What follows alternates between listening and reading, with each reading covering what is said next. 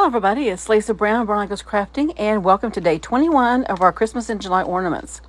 I have had several people ask me about military ornaments, and I was kind of stumped, but then I started thinking about our little small set of mini military cutouts.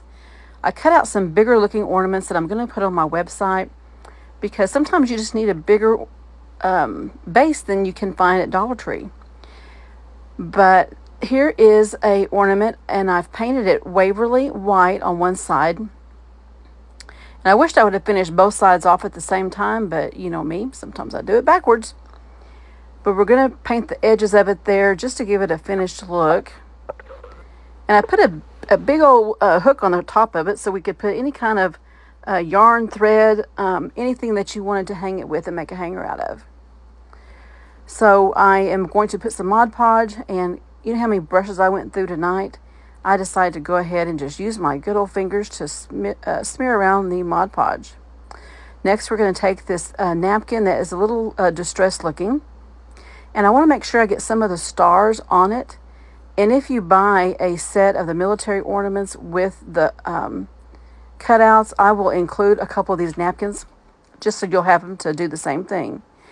We're going to dry this really good. And I don't want the hole at the top to have any napkin on it. I just left it white. And we're going to sand off the edges here. You could actually get up to 6 ornaments out of this set. Or if you put 2 together on the larger ornaments, you could do that as well. Now we're going to dry this really good. And I decided to go ahead and put a coat of Mod Podge over the top of it because it is a napkin. And so we're going to seal it really good. And we're going to dry that again. I'm having so much fun making these ornaments.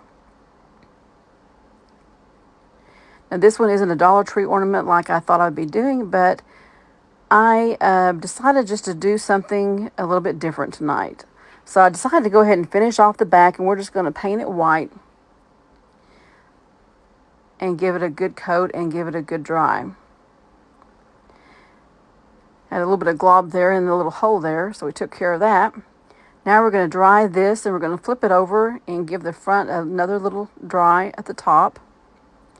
Now I'm going to take my Distress Oxide in the color of Ground Espresso. It's kind of a black color. We're going to put it around the edges there, a little bit on the rim at the top. Then we're going to take 2 of the ornaments, and I had to get one that stood out their